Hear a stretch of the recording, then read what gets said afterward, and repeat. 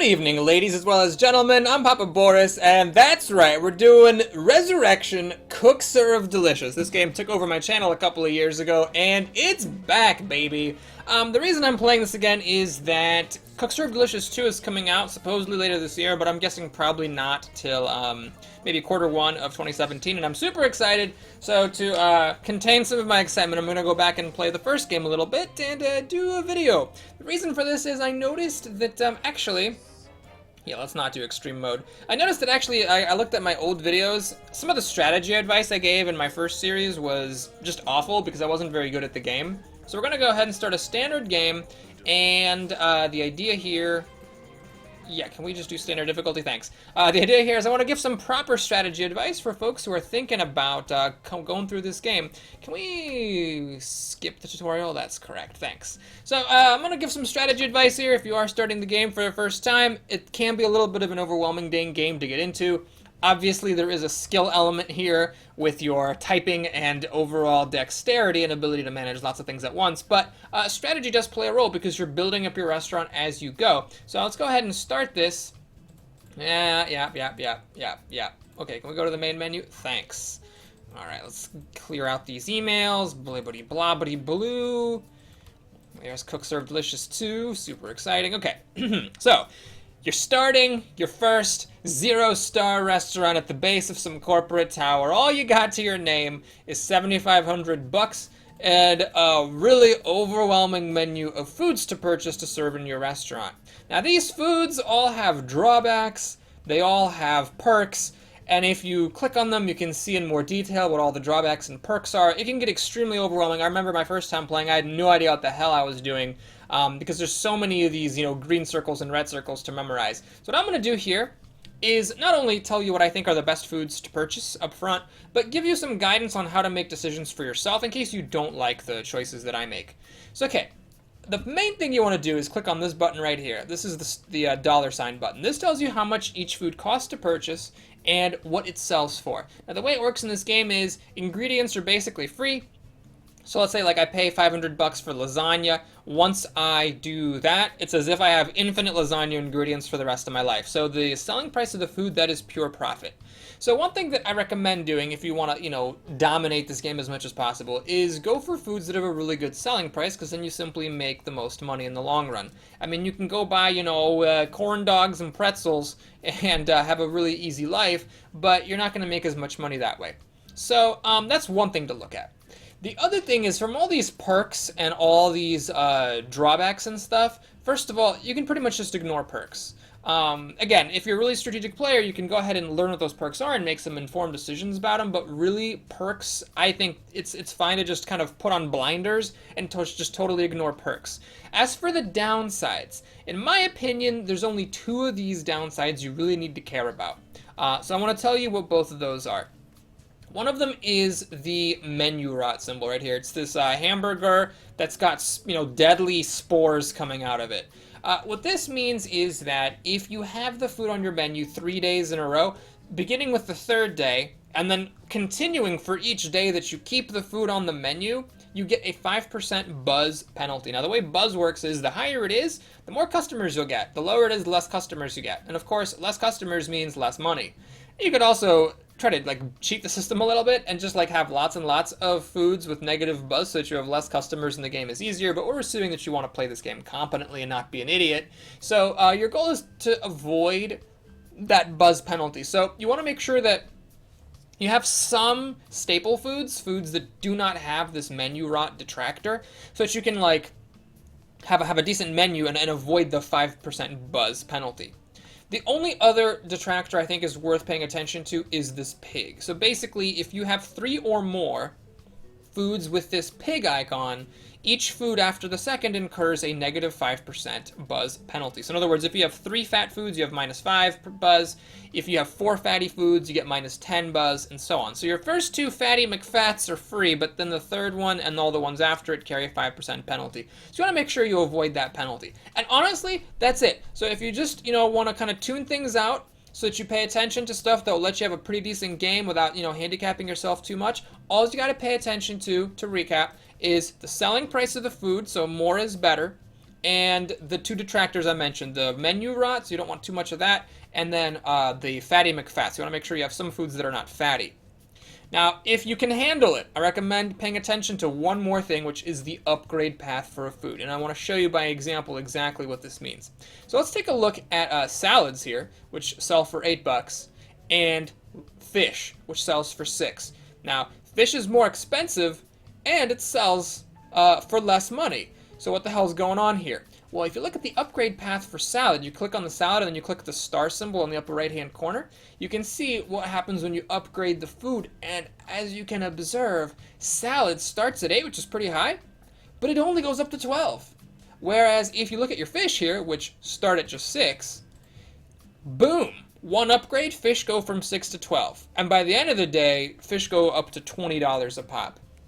Now, there are some foods in the game that end up selling for more than $20, so fish is not like an absolute top-tier food, but it is pretty good. Like, it will last a good chunk of the game, and even in the very, very final stages, having fish on your menu is not the end of the world, because $20 per pop is pretty decent. So, like, if you really want to be strategic, you don't just want to consider the initial starting price, but also how much that food upgrades and how much the price increases per upgrade that you incur.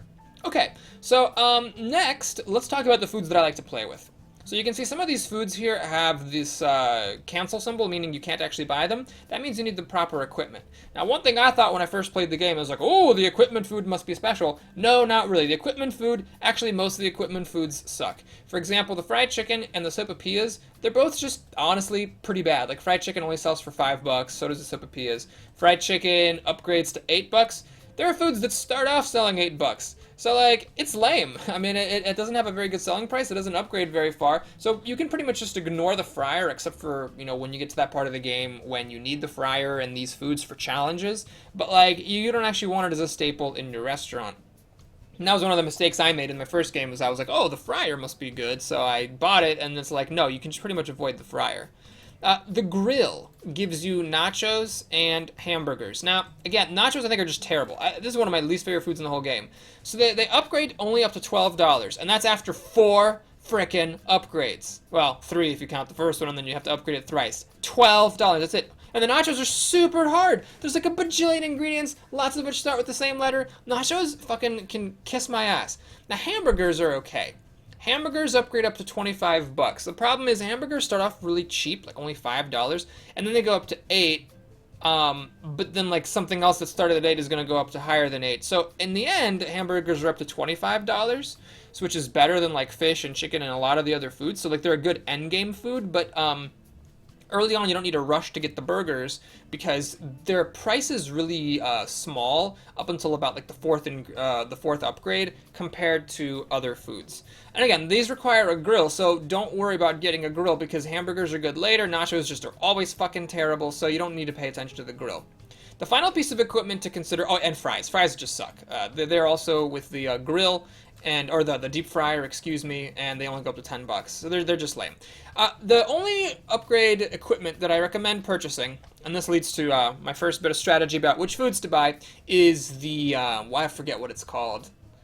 Equipment. The stove station. Yes, the stove station. This allows you to make soup and pasta. Now, pasta frickin' sucks. So it starts out at $8, which ain't bad. But after 3 upgrades, it only goes up to 16, so it's not a good endgame food. It has a bajillion ingredients, lots of recipes, and lots of ingredients that start with the same letter, and multiple pages of ingredients. It's a hard food. It's just not actually even worth your while. I think the designer biffed it a little bit with pasta and with nachos. They just don't sell enough for how complicated they are. But the other food is great, soup.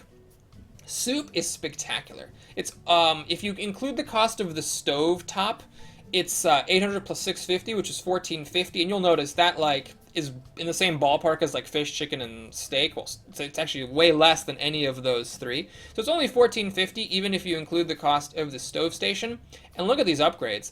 $8, great starting price. Boom, up to $15 right away. It's at $20 after 3 upgrades, and it eventually goes all the way up to $40. So this is a food item you're gonna have in your menu, or at least when I play, I'm gonna have it in my menu the entire game, from day 1 all the way up to like day 110, because it's just always got a competitive price. It is also not fatty, and it is a staple food, so you can keep it in your menu every day. It doesn't have menu rot. I mean, it's just a dream food. Now, you might say, well, Boris, is this too good to be true? What's going on here? Well, the game designer gave it the complex bits detractor, which is not actually a mechanical detractor. It's just in the game designer's opinion, this food is complex. And sure, you should try out every single food before you buy it, especially if you're playing the first time. You should definitely try out every single food and make sure you can make it. But soups, I don't think they're that hard. I think there's like nachos are harder. I think pasta's harder. I even think frickin' baked potatoes are harder. And the reason for that is that, yes, soup has two pages of ingredients. And yes, there's chopping, which other things don't have. But soup has very few recipes. Like, when you start the game, there's only 2 recipes to memorize. That's it. So yeah, they're complicated, but memorize them and then you can just do them. Whereas with nachos, they come with like a bajillion recipes. There's no way you're going to memorize them all because they're so close to each other. Like, you're just not going to memorize them. But soup, you can memorize the recipes, and each upgrade only gives you a couple, maybe the last one, 3 new recipes. So you just memorize the new recipes that come in, and then you're fine. It's not actually that hard. So soup is great. It sells for a lot of money. You can keep it on your menu every single day. It's cheap to purchase, and it's actually not as hard as the game designers think. Another nice thing about soup is it's got the health nuts boost. What health nuts does is every health nut food after the first gives you a 5% boost to your buzz. So basically, if we're assuming that soup is always going to be in our menu, we're going to say that soup is our first health nuts food, which does not add to buzz. And then every food after that point that I see with the health nuts boost, I can just assume it's adding 5% buzz to my menu because soup is already in there. So if you put soup in your menu and keep it there all the time, for the rest of the game, every health nuts food that you see, you can basically treat it as having a 5% buzz boost, which is awesome because that means more customers will come to your restaurant. And there's a bunch of other stuff here that we can ignore, but soup is just perfect. It's just the dream food. So we're definitely going to go ahead and get soup. Let's get the stove station here and then go back and purchase soup. My own personal suggestion here. Another food that I pretty much always buy is steak. Now, steak is spectacular. It actually is the highest selling food at first. It sells for 10 bucks, and it's got a 5-star upgrade path. It, like soup, eventually is 40 bucks. Other nice thing about steak, it's easy, so it's not actually hard to make at all, and it has the health nuts thing, so if I have steak in my menu, I'm going to get a 5% buzz, which is awesome. Now, it does unfortunately have menu rot. Oh, I wish steak didn't have menu rot. Who gets sick of steak? Who's like, hey, you know what? I'm just tired of steak. Steak doesn't excite me anymore. Nobody. So I don't know why it has menu rot. I guess it was just to keep it mechanically balanced. But yeah, so you're going to have to trade steak out. Basically, you're going to have steak in your menu 2 days, and you're going to take it out the 3rd day to make sure you don't get that 5 buzz penalty. But it's a great food, so I'm always going to buy the steak. After that, I like to get lasagna. Now, the reason for the lasagna is that lasagna has just the best selling price to buying cost ratio in the whole game. I mean, look at this. It's 500 bucks, and it sells for 8, which is like one of the highest prices that you can see. So I'm definitely going to get the lasagna. It has all these detractors, but like, who gives a fuck? All right, so you're going to have more trash, whatever. You're going to have more plates, who gives a shit? You're going to take a while to cook, I don't care.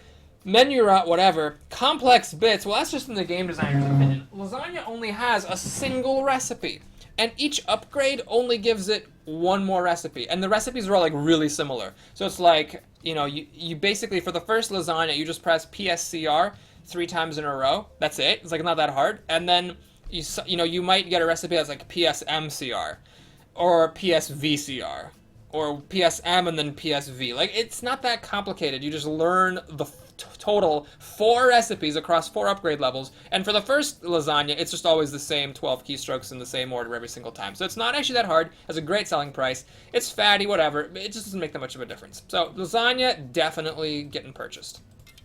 Now we're down to 33.50, so you gotta make some tough calls here. So one food that a lot of people like that I will mention is wine. Let's talk about wine. Wine is very easy. All you have to do is pop the cork and sell your wine, and you get 8 bucks for it. Now, the way that wine works, this is different from every other food in the game. Every other food in the game, when you upgrade it, its selling price increases. Wine, however, its selling price doesn't increase. What happens is you get a new bottle of wine at your restaurant.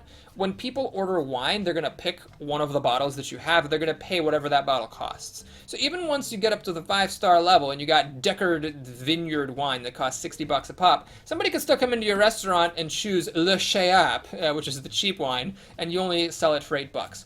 Now you might say, but Boris, still you can take the average of all the prices and figure out a selling cost, and that's true. So if you do add these up and take the average, then it ends up being over 30 bucks on average when it's fully upgraded. So it is a top tier end game food, because over 30 is a really good selling price on average, and it's very easy. Personally, though, I don't like wine, and I want to show you why. It's just a totally personal thing. I don't like it, because here's what happens when wine comes in, alright? So here's a bottle of Le Chayap. What you do is you press K to tap to pop the cork, but the problem is you don't just tap it once. You gotta tap it a bunch of times, and you can't just tap and hold it. You have to actually tap it. Now, I counted this several times. It takes like 20 taps to open a fucking bottle of wine. So, I just personally don't like it for that reason. But I acknowledge that it is a good food. It has a good selling price, and it's very simple. So I acknowledge it's totally fine. I just personally am not going to use it because I don't like it. Now, one thing to note about wine, it's got this work liquor thing, which is a negative 5% buzz at all times, which is actually like a pretty bad penalty. It means you're going to have, it's like having a food with menu rot on your menu and just not giving a shit about it. So minus 5% buzz, it sucks. It does have the health nuts, so assuming you have soup in your menu, these two cancel out. But the thing is, all this other stuff doesn't actually, like, provide any bonuses except for rainy days. So if there's a rainy day, you get a 5% buzz boost on that day. But other than that, like, assuming, because most days are not actually rainy, it has two things that cancel out. It doesn't give you any benefits. So that's like another little thing against wine. Now, technically, like lasagna, for example, doesn't give you any benefits either. This stuff this stuff like literally does nothing. And then the Big Tipper does maybe give you a little bit more money, but it's not like there's any positives to lasagna either, so it's not a reason to discount wine on objective grounds, but that's just another thing to consider, is you're sort of getting no bonuses from the wine. So I'm not going to get the wine, so what do I get instead? Well, what I like to get is either fish or chicken. These are both extremely simple. I've already shown you the upgrade path for fish. Chicken is similar. It goes up to 20. It's got health nuts, which means if I've got soup on my menu, I'm getting a 5% buzz boost for having it. The problem with fish compared to chicken, fish is easier to make. It has a few extra detractors, so you are going to have more trash, more rodents, and you also get a negative 5% buzz boost in the morning, so you're going to have fewer customers in the morning. Now, the morning is like a quarter of your day, because there's morning, there's afternoon, there's late afternoon, and then there's evening. So 1/4 of your time, you're getting fewer customers, which isn't the end of the world. But, you know, all else being equal, fish is simpler to make, but you have a few less customers. Chicken's a bit more annoying to make. They're still both very simple, but you have fewer detractors, and you get more customers out of it. So we're going to go ahead and grab the chicken here. Although I recommend trying them both out. Chicken is kind of annoying, as we'll see. That's one of the classics of my channel here. So if you don't like chicken, then go ahead and get the fish. And I will get the fish eventually. You could actually get the fish now. The problem is then I would have 4 foods that all have menu rot. And to make things a bit easier for myself, I'm going to get salad. So salad actually has a higher selling price than fish. As we showed earlier, salad's upgrade path sucks. But in the short term, it is cheaper than fish to purchase, and it sells for more. And it's nice to have one food that doesn't require cooking. One food where you just do it and it immediately gets sent out. This makes you, this increases your throughput during the rush hours, because what happens during the rush hours is that you get potentially like 4 foods are all cooking, so no new customers can come in. Whereas if you do some salads, then you get the customer out and another customer can come through, which might increase your money a little bit. I don't know if it really does. But salad's fine. So you have more trash and more plates. That's okay. You get a 5% buzz boost. You can keep it on your menu every day, which is nice. And then later on, it's not for a while, but later on you get a 2.5% buzz boost, but who cares? It's just nice that it gives you a 5% boost for being healthy, and you can keep it on your menu every day. And on top of that, it is an instant food as opposed to all the other foods we have, which have to cook. In fact, I think salad is the second best instant food in the game. The best, of course, is wine, because wine is actually endgame. If you do play with wine, you can go all the way up to the end with it, and it sells for like over 30 on average. Salad, you're getting that 5% buzz boost compared to wine, so you're getting some more customers. But obviously, again, if you look at the upgrade path for salad, it only goes up to 12, so it's not a endgame food. A salad will eventually get obsolete. In fact, it's the only food I have right now that eventually goes obsolete. But anyway, we're going to go ahead and grab the salad for our first day. We're down to 350. One thing I will finally say, when you're setting up your menu, the most important thing in this game is having a perfect day. That's the most important thing, because if you get a perfect day, if you mess nothing up, you get 250 bonus dollars, and that like dwarfs the amount of money that you bring in from your foods. I mean, you'll make more than 250, but like in the early days, you're making like a few $100 a day, maybe like 400 or something, and getting 250 on top of that dramatically increases your income. You have to play 20 days at a particular star level for your restaurant to increase the next star level. And if you imagine like getting a buzz boost, or the perfect boost for 20 days in a row, 20 times 250, What the hell is that? That's like $5,000. I mean, that's a lot of dollars. So you really want to make sure that, you can listen to my strategies all you want, but if you're unable to make these foods, then you should pick some easier foods to try to maximize your chances of getting that perfect bonus. But anyway, let's go ahead and put soup in here. Let's put it in the 4th slot where it'll always be. Let's get steak because it sells for the most, so might as well make some money. We're gonna, let's see, I want to do chicken just to show it. Yeah, we'll do chicken and, oh wait a minute, hang on. I want to keep salad in my menu because it's a staple item. So we're going to choose between chicken and lasagna. Why don't we go ahead and just do lasagna for the first day, just so you can see that it's not actually that hard. And we'll do the chicken thing later on. That'll be fun. Plus, lasagna sells for more than chicken. This is just about as much as you can make on your first day. Everything is 8 or higher. There's actually not that many foods that do that. So we got our thing set up. Notice our buzz is 40%. The reason for that, I highly recommend checking out this daily buzz menu. We do have 3 healthy foods, so that's a 10% boost. We have an afternoon delight, so it's 5% in the afternoons. And then this is one thing that I'm really excited for being changed in Cook Serve Delicious 2. In the second Cook Serve Delicious, the buzz system is going to be changed. So right now, I'm getting a 30% buzz boost because my restaurant is new. This lasts for 3 days, and then after that, I lose this 30% buzz boost. So it's kind of lame. It's like the game starts out like being kind of challenging, but then once you lose the 30% buzz boost, you get a lot fewer customers, and then the game becomes easier. And then when you get your next star level for 3 days, you get this buzz boost again, and the game was like really challenging and fun, but then it goes away and it gets easier. So in Cook Serve Delicious 2, that's being changed. So now there's like this yum system that the guy said in his update blog that I religiously check, that basically like how well you do determines your yum factor. And so if you're doing really well, you kind of get a constant higher buzz boost, and the game is constantly harder, whereas if you do poorly, the game kind of scales back, and I like that a lot. So it's not just this fixed thing that makes the game fun for a little while, but then things go back to being easy. Anyway, so yeah, that's where our buzz is coming from. Let's go ahead and start a new day. I am going to be talking, playing at the same time, so I'm probably going to do terribly, but here goes. So we got our first soup. This is chicken noodle soup, so this is one of the 2 recipes you got to remember. So it's KWU, then you go over to the celery menu, that's Y, and then you chop up your celery, and then you're good to go. So, yeah, there's only one other recipe that you need to know. The other recipe is a little bit more keystroke intensive, but like you just memorize those 2 recipes. That's KWY, then chop, and then that's it. All right, ranch, greens, and carrots, that's just RG. 2 perfect combos to start the day. Very nice. Here's another soup. Okay, here's the other soup. This is the hard one. So this one, you gotta press WSU, and then you go to this menu, and you just chop everything. At least until you get some more upgrades to soup. Ranch, cheese, onions, and peppers. Okay, so those are the 2 recipes. KWU and then Y and chop, and then WSU and then chop everything. All right, here's lasagna. Lasagna's super easy. PSCR, PSCR, PSCR. That's it. That's all you gotta do. It only has the 1 recipe. You do that every single time. Was that really that complicated? I just can't fathom that's like hard for the average gamer. So KWU, and then notice you can actually activate the vegetables. Like I activated celery here, even though I didn't turn to that menu page. So you don't have to go to the menu page to look at the things. You can just memorize it and do it. Ranch, greens, and carrots. One problem I have with salads, they do sometimes just slap cheese on there when it's not supposed to be there, and you can't take things back in this game. Oh my god, I forgot how to do this. Oh man, my keybindings here are stupid. I really should do JL instead of JK. Well, we'll change that. So see here, I'm just chopping all this shit, even though I haven't gone to their menu. But you can go over there just to see it if you don't remember what the chop things are. Alright, PSCR, PSCR, please suck cocks right. You know, it's just super easy. I gotta do some trash here. Okay, I have the right keybindings for trash. Just for some reason, the dishes, I put JK instead of JL to make life harder for myself. Alright, so we got WSU, and then chop everything. Got the T, got the A, got the Y for celery. You know, here's KWY.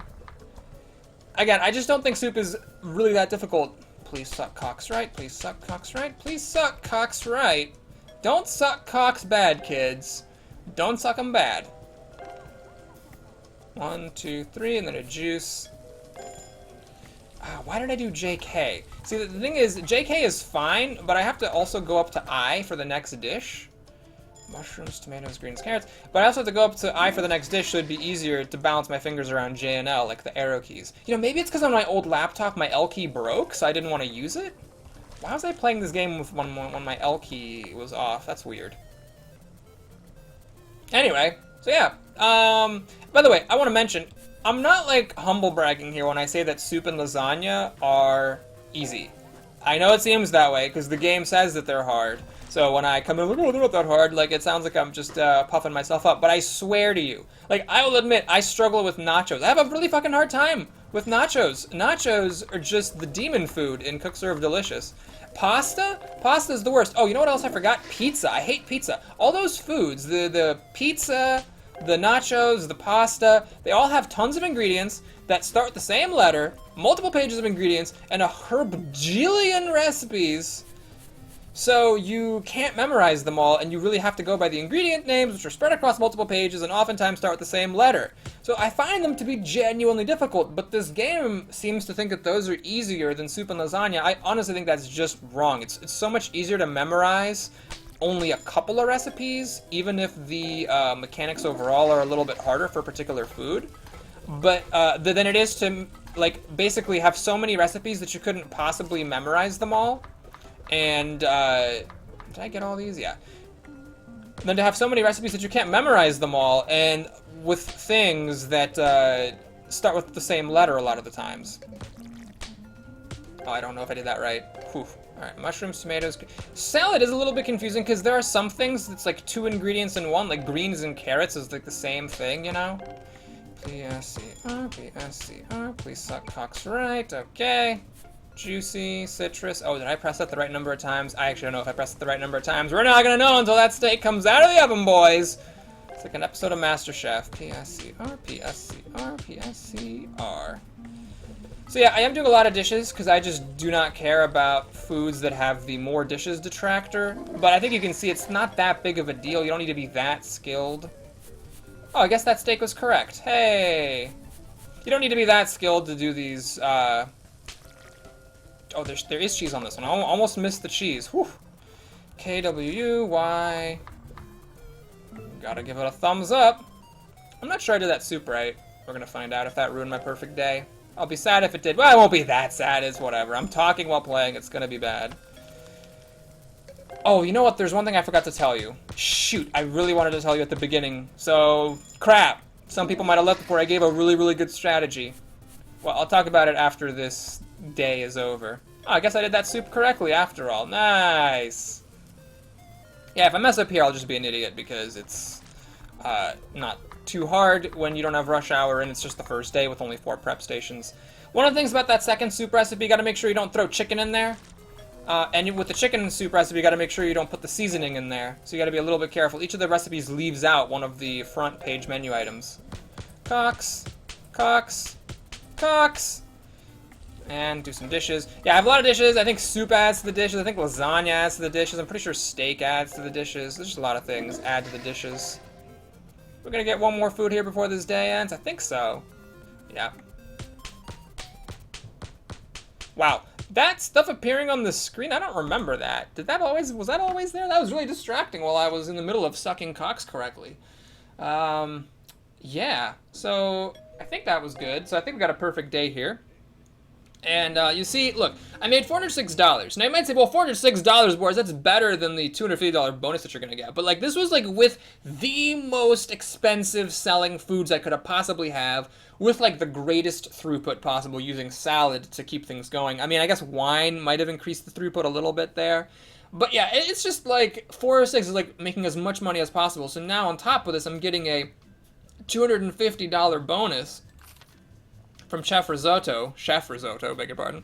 I mean, that's just a really huge proportion. If you're over there, you know, selling corn dogs and pretzels, like, this could be like an entire day's worth of income. So I feel like, I hope this gets overhauled and Cook Serve Delicious too. Not that I mind making all this fat cash, but like, it really has a warping effect on the game to have perfect days. Plus, it's really weird then, right? Like, if you do a really great job, you get a whole bunch of money, which makes the game easier because you can buy upgrades and other foods, whereas if you suck, you get less money. What I think is, like, if you do really well, what you should get is a big buzz boost. Because then more people come and the game becomes harder. Whereas if you do poorly, you get a smaller buzz boost, so fewer customers come, so the game stays easier. And then, of course, the reward for doing better and being able to actually satisfy all those customers is that buzz boost. Right now, we're actually going to have some of the highest buzz we'll have temporarily. 64% buzz puts the game at a pretty challenging level. Unfortunately, that's 30% of it is from this, and that's only going to last for 2 more days. So what's going to happen is I'm going to have 2 days that are pretty fun and challenging, and then after that, it's going to drop back down to like be in the 30s, and it's going to be easier than it was on the first day. So I find that I'm really looking forward to the new system. I hope that he fixes this, the designer fixes it up, so that it doesn't have that thing where it gives you fun for 3 days, and then you just have to spend 17 days to wrap up your star rating and have it be at a lower level. Okay, so let me talk about that strategy I forgot to mention. So there is a place you can go that I don't even remember. Where is it? Oh yeah, if you go to View Foods and click Keybindings, you can change the bindings of the foods. I didn't talk about this and I really meant to. So for example, for soup, by default, chopping is like with the up arrow, and I think that's just dumb. So I made it L because there's no other L foods. Another good example for fish. Wait, where are my key bindings? Oh, fish. The normally cut left is like the left arrow key, cut tail is the right arrow key, and then cut body is the middle key. But the thing is, for fish, you know, I don't have like a whole lot of ingredients or anything, so I'm just gonna do JKL. My hand is resting on the J key, so we're just gonna do JKL. Cut all the fish, press S to season it, and then press Enter to cook it. Eventually, with enough upgrades, you get lemon. So yeah, I used L, which takes away lemon. Fine, we'll just remember M for lemon. That's all I have to remember for fish is M for lemon. Not that hard. It'll show up in the menu, in the game if I forget. And it's just so much easier than moving your hand over to the left and down and right arrow keys every single time a fish comes up. Like, fish isn't even that hard with the arrow keys, but that just makes it much easier. In general, you can look at these key bindings for foods and just make sure that it works as well as it possibly can for it. Like, look at lobster here. It's, granted, an end-game food. But lobster, like, I have X be the lobster instead of whatever the hell it is. There's no reason for me to go over to the L. Actually, I don't remember. What? Is it L for lobster? I don't know why I put X for lobster. But, you know, I just try to change things up, so even if it's not super intuitive, like, yeah, like, instead of having to move over to the arrow keys to wash dishes, I made my own bindings, but let's go ahead and make this L, because it's a little bit easier that way. So I do JLI, JLI, JLI, JLI. Yeah, anyway, that's just my advice. Make the key bindings work for you. Some people would say that's cheating, because it makes the game easier. I think it's using the mechanics of the game to be strategic, but I totally respect anyone who just wants to keep the key bindings the way they are. I'm just saying, if you want to have an easier time and you're using a keyboard instead of a gamepad, change those frickin' things, make life easier on yourself. What can we get? We got some new equipment here. Ah, yes, the chip jar. This is a weird thing. It's like, why would you ever not buy this? It's $50. It's clearly going to pay for itself. It even says so. Whatever. We'll just go ahead and get that tip jar. And again, I don't need these stations because the foods they unlock are just not that worth it right now. All right, we're going to call it here. Thanks for watching, everybody. Hope you enjoyed it. Please like and or subscribe. And I shall see you again soon. Take care.